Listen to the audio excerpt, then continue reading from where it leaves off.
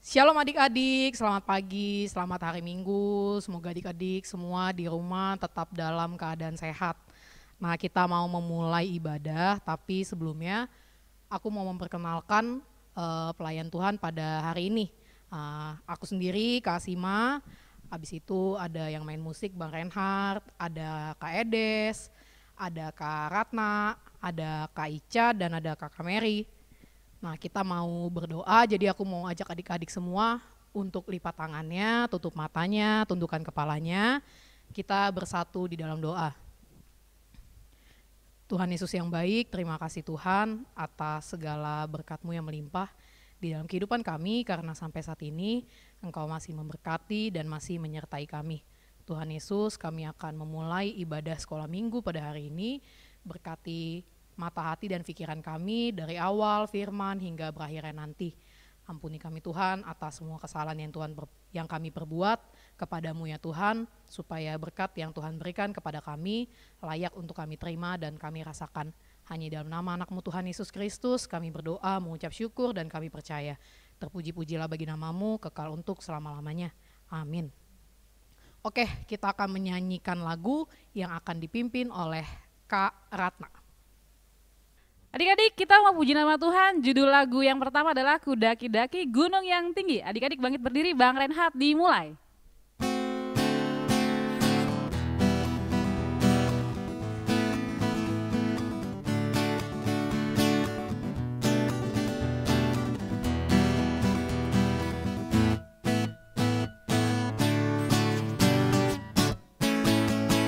Ku daki-daki gunung yang tinggi, ku turun lembah yang dalam, ku melintasi padang rumput hijau membentang. Yesus besertaku, ku terbang luar angkasa, ku selam dalam samudra, ku dayung perahu di sungai. Yesus besertaku, di kanan kau ada, di kiri kau ada, di mana lagi? Dan di bawah kau ada,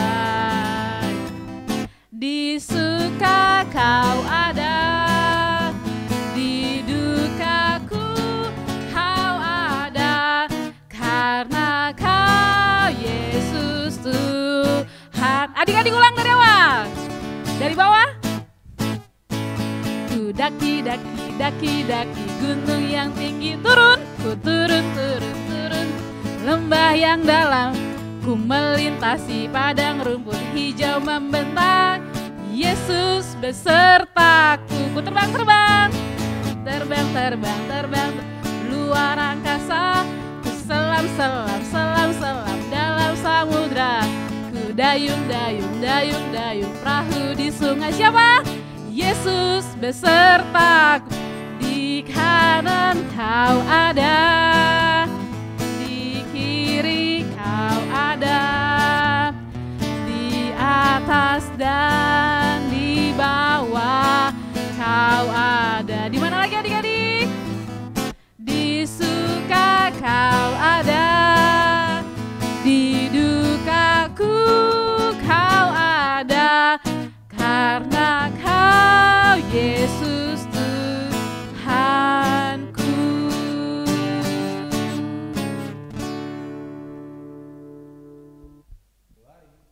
Adik-adik, lagu kedua judulnya adalah Biarpun Gunung-Gunung Beranjak. Bang Reinhardt dimulai.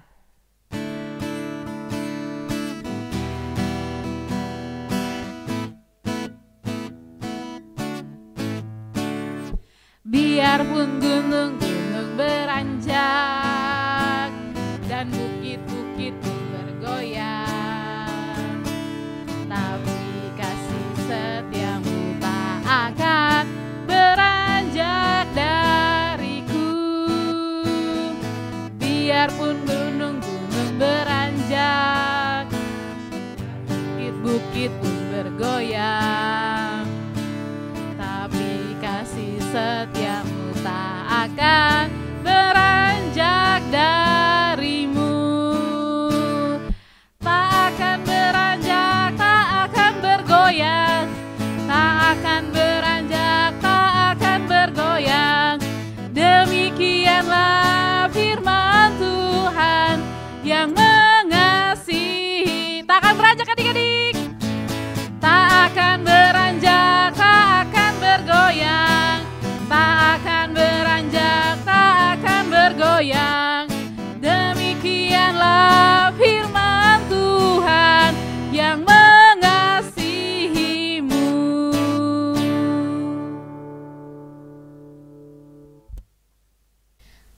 adik-adik, selamat hari Minggu. Apa kabar nih pada hari ini? Semoga baik-baik ya semuanya.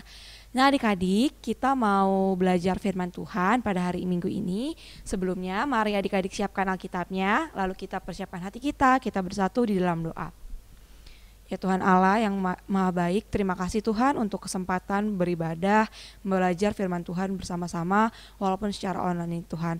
Tuhan tolong pimpin hamba supaya dapat menyampaikan firman dan berkati adik-adik sekolah minggu supaya dapat menyimak dengan hati yang baik. Dalam nama anak-Mu Yesus Kristus ya Tuhan, kami berdoa dan mengucap syukur. Haleluya, amin. Nah adik-adik, Alkitabnya dibuka ya. Kita bacaannya hari ini dari Keluaran 2 ayat 1 sampai 10. Keluaran 2 ayat 1 sampai dengan 10. Oke, udah dibuka Alkitabnya. Kaica bacain, adik-adik baca dari rumah ya. Musa lahir dan diselamatkan. Seorang laki-laki dari keluarga Lewi kawin dengan seorang perempuan Lewi, lalu mengandunglah ia dan melahirkan seorang anak laki-laki. Ketika dilihatnya bahwa anak itu cantik, disembunyikannya 3 bulan lamanya. Tetapi ia tidak dapat menyembunyikannya lebih lama lagi. Sebab itu diambillah sebuah peti pandan, dipakalnya dengan gala-gala dan ter, diletakkannya bayi itu di dalamnya, dan ditaruhnya peti itu di tengah-tengah teberau di tepi sungai Nil. Kakaknya perempuan berdiri di tempat yang agak jauh untuk melihat apakah yang akan terjadi dengan dia. Maka datanglah putri Firaun untuk mandi di sungai Nil, sedang dayang-dayangnya berjalan-jalan di tepi sungai Nil. Lalu terlihat olehnya peti yang di tengah-tengah teberau itu, maka disuruhnya hambanya perempuan untuk mengambilnya. Ketika dibukanya, dilihatnya bayi itu dan tampaklah anak itu menangis. Sehingga belas kasihanlah ia kepadanya dan berkata, tentulah bayi ini orang Ibrani. Lalu bertanyalah kakak anak itu kepada putri Firaun, akan kupanggilkan bagi tuan putri seorang inang penyusu dari perempuan Ibrani untuk menyusukan bayi itu bagi tuan putri. Saut putri Firaun kepadanya, baiklah. Lalu pergilah gadis itu memanggil ibu bayi itu. Maka berkatalah putri Firaun kepada ibu itu, bawalah bayi ini dan susukanlah dia bagiku, maka aku akan memberi upah kepadamu. Kemudian perempuan itu mengambil bayi itu dan menyusuinya. Ketika anak itu telah besar, dibawanyalah kepada putri Firaun yang mengangkatnya menjadi anaknya dan menamainya Musa, sebab katanya, karena aku telah menariknya dari air. Nah adik-adik, sebelum kita lanjut ke pembahasan firman Tuhan, kita saksikan video berikut dulu ya. Musa lahir dan diselamatkan. Kemudian bangkitlah seorang raja baru yang memerintah tanah Mesir yang tidak mengenal Yusuf.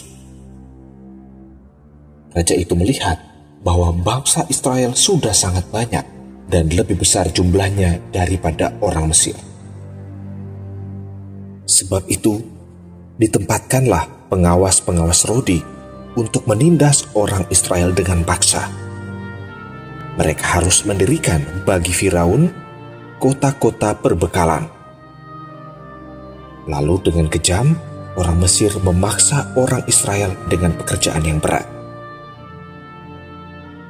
Raja Mesir lalu memerintahkan agar setiap anak laki-laki yang lahir harus dibunuh.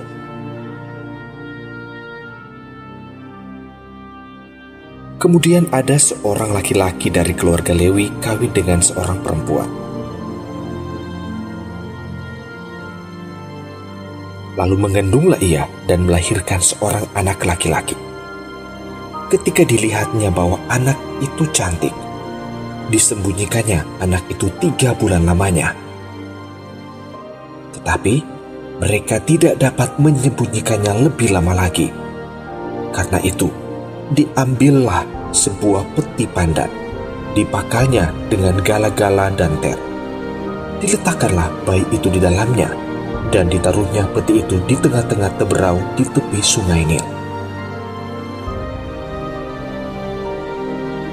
Kakak perempuan dari bayi tersebut berdiri dari jauh untuk melihat apa yang terjadi. Maka datanglah putri Firaun untuk mandi di sungai Nil, sedang dayang-dayangnya berjalan di tepi sungai Nil.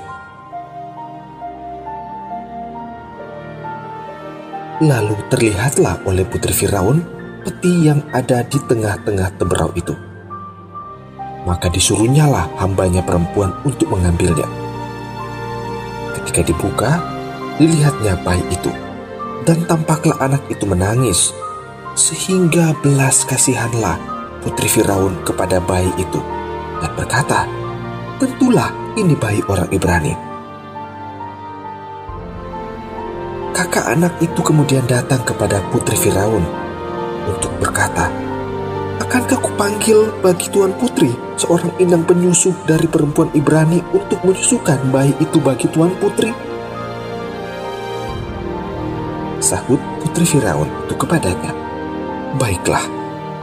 Lalu pergilah gadis itu memanggil ibu bayi itu.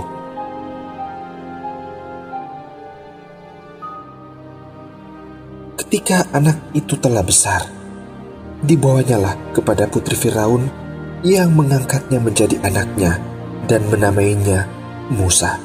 Sebab katanya, "Karena aku telah menariknya dari air."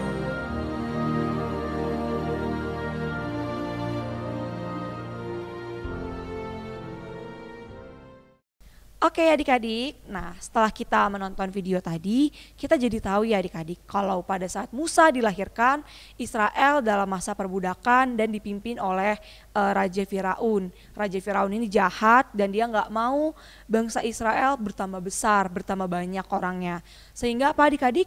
Sehingga Raja Firaun memerintahkan bagi setiap bayi laki-laki Israel yang lahir harus dibunuh. Nah, maka ketika Musa lahir ke dunia, orang tuanya harus menyembunyikan bayi Musa. Tapi adik-adik setelah 3 bulan namanya, Musa udah bertambah besar nih, Musa nggak bisa disembunyikan lagi. Akhirnya apa adik-adik? Ibu Musa ngapain? Ya, ibu Musa meletakkan bayi Musa ke dalam peti pandan, lalu dipakal, lalu akhirnya diapain? Ditaruh atau letakkan di aliran sungai, di teberau sungai Nil. Bayangin ya adik-adik, seorang bayi ditaruh dalam peti, lalu di peti tersebut dilarung atau dihanyutkan di tepi sungai hanya untuk menyembunyikan supaya bayi Musa tidak dibunuh seperti yang diperintahkan oleh Raja Firaun. Nah, lalu adik-adik kita lihat tadi di dalam video bahwa kakaknya Musa itu tetap memantau adiknya dari jauh. Jadi walaupun mungkin situasinya mengancam, kakak Musa tetap memantau adiknya dari jauh untuk melihat apa nih yang akan terjadi dengan adiknya. Dan mujizat Tuhan terjadi loh adik-adik, akhirnya bayi Musa justru ditemukan dan diangkat oleh putri Firaun yang waktu itu sedang mandi adik-adik. Jadi bayi Musa gak dibunuh, tapi dia justru ditemukan oleh putri Firaun adik-adik. Nah, akhirnya putri Firaun itu memberi bayi tersebut nama Musa yang artinya karena aku telah menariknya dari air. Nah adik-adik, kisah pada minggu ini tuh menarik banget. Kita melihat ada 2 poin besar nih adik-adik. Yang pertama, kita melihat kuasa dan pertolongan Tuhan buat bayi Musa. Jadi ketika saat itu pemerintah atau Raja Firaun justru memerintahkan untuk membunuh semua bayi laki-laki yang lahir, bayi laki-laki Israel yang lahir, akhirnya Musa harus disembunyikan dan lalu harus dihanyutkan di tepi sungai Nil. Tapi justru Musa ditemukan oleh putri Firaun. Dia justru ditemukan dan diangkat menjadi anak oleh putri Firaun. Kita melihat bahwa Tuhan menyertai dan menolong Musa. Jadi kita dalam keseharian kita harus terus percaya, jangan khawatir kalau adik-adik mungkin punya mau ujian atau mau ikut lomba atau mungkin lagi sakit, kita harus percaya kalau Tuhan akan menolong dan menyertai kita sebagaimana bayi Musa yang dihanyutkan di sungai justru ditemukan oleh putri Firaun dan malah aman dibesarkan oleh putri Firaun. Lalu yang kedua, kita melihat teladan dari ibu dan kakak Musa, di mana ibu dan kakak Musa berusaha untuk menolong bayi tersebut agar tidak dibunuh atau dibinasakan. Ibunya berusaha untuk menjaga Musa walaupun selama 3 bulan dia nggak bisa menyembunyikannya lagi. Lalu kita melihat adik-adik kakak Musa itu mengikuti adiknya terus. Dia harus memantau adiknya walaupun dari jauh. Jadi walaupun saat itu kerajaan di Israel itu penuh dengan ancaman, kakak Musa tetap berusaha menunjukkan kasihnya dengan cara melihat bayi Musa dari jauh, apa yang akan terjadi. Dan ketika bayi Musa ditemukan oleh putri Firaun yang sedang mandi, dia justru menghampiri putri tersebut dan menawarkan supaya aku mencarikan ibu yang dapat mengasuh dan menyusui bayi Musa. Dan akhirnya apa adik-adik, dia memanggilkan ibu Musa sendiri untuk mengasuh Musa. Nah adik-adik, teladan tersebut membuat kita semakin belajar ya adik-adik kalau kita harus saling saling menolong, karena Tuhan menginginkan kita demikian. Kita harus saling menolong sama teman-teman, sama kakak, adik, orang tua kita. Jadi mungkin kalau yang kakak punya adik nanyain PR, ditolong, jangan kakaknya mementingkan mungkin waktu bermain, atau mungkin kakak kita minta tolong di rumah, ditolong, dibantuin. Selama kita bisa, kita harus saling tolong menolong, dan karena tolong menolong merupakan salah satu perbuatan kasih adik-adik. Oke, nah demikianlah firman Tuhan pada minggu hari ini. Semoga kita semua bisa saling tolong menolong ya adik-adik. Oke, sekarang kita mau bersiap, lipat tangan, tundukkan kepala kita mau bersatu di dalam doa. Tuhan Yesus yang baik, terima kasih atas semua berkat dan karunia-Mu Tuhan. Terima kasih buat firman yang boleh kami baca pada minggu hari ini, di mana kami belajar dari kisah Musa yang dilahirkan untuk saling tolong menolong. Bapak ajar adik-adik sekolah minggu, kakak sekolah minggu untuk bisa mewujudkan kasih itu dengan menolong saudara kami di rumah, keluarga kami, atau teman-teman kami, atau siapapun tanpa memandang bulu. Tuhan berikan kami hati yang bisa menolong orang lain, dan Tuhan kami juga berdoa supaya Kau berkenan atas ibadah ini, dan Tuhan tolong berkati dalam setiap aktivitas kami. Ampuni segala dosa-dosa kami ya Tuhan, kami berdoa dan mengucap syukur. Dalam nama anak Yesus Kristus ya Tuhan, haleluya, amin. Oke adik-adik, selamat hari Minggu, shalom. Oke adik-adik, tadi udah mendengarkan firman yang dibawain sama Kak Ica tentang Musa. Nah adik-adik boleh pelajarin lagi nanti cerita-cerita tentang Musa, masih banyak tuh, bukan cuma tentang Musa, tapi nabi-nabi lain yang banyak juga ceritanya, gak kalah dari Musa. Nah tapi kita mau menutup ibadah, tapi sebelum ibadahnya ditutup, Kak Sima mau ajak adik-adik untuk nyanyi satu lagu sebagai ucapan terima kasih kita kepada Tuhan. Judulnya Terima Kasih Tuhan. Silakan Bang Reinhard.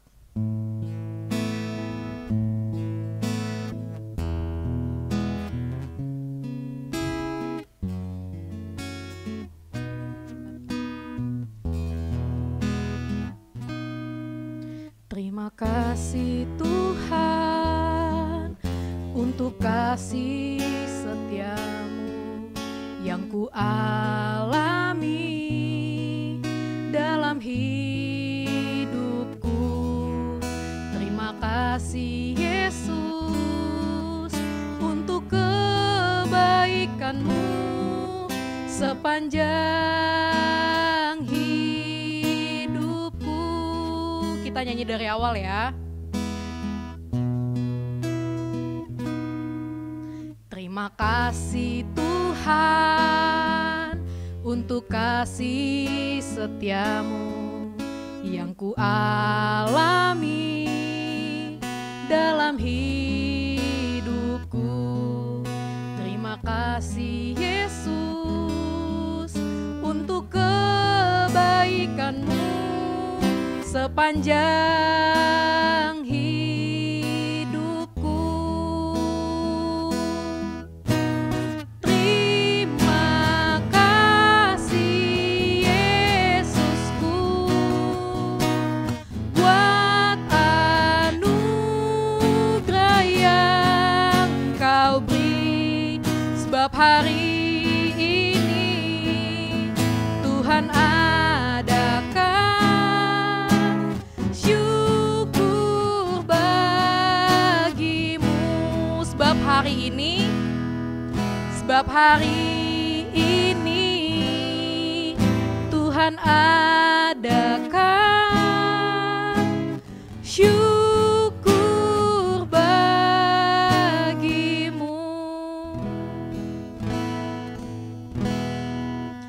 Oke adik-adik, ambil sikap sempurna, kita bersatu di dalam doa. Tuhan Yesus yang baik, terima kasih karena penyertaan Tuhan yang tidak berkesudahan di dalam kehidupan kami. Engkau masih memberkati kami, Engkau masih memberi kami nafas kehidupan dan mengizinkan kami untuk menyelesaikan ibadah ini dengan baik, tanpa kekurangan suatu apapun. Tuhan, kami sudah mendengarkan firman-Mu, kami juga sudah memuji nama Tuhan, biarlah apapun yang telah kami lakukan dapat menjadi berkat bagi kami dan bagi orang-orang sekitar kami ya Tuhan, supaya nama Tuhan juga boleh semakin dipermuliakan. Kami akan kembali ya Tuhan kepada aktivitas kami masing-masing, mungkin kami akan belajar, mungkin kami akan bermain, atau kami akan melakukan aktivitas kami yang lain. Biar Tuhan yang selalu menyertai kami untuk segala sesuatu yang akan kami lakukan. Ampuni kami Tuhan atas semua dosa kami, supaya berkat yang Tuhan berikan kepada kami layak untuk kami rasakan, terlebih layak untuk kami terima. Hanya dalam nama anak-Mu Tuhan Yesus Kristus kami sudah berdoa, mengucap syukur, dan kami percaya.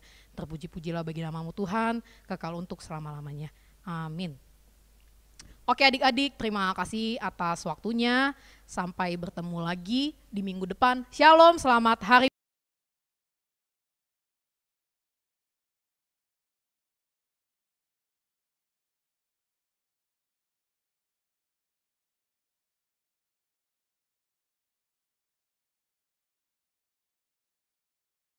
Minggu.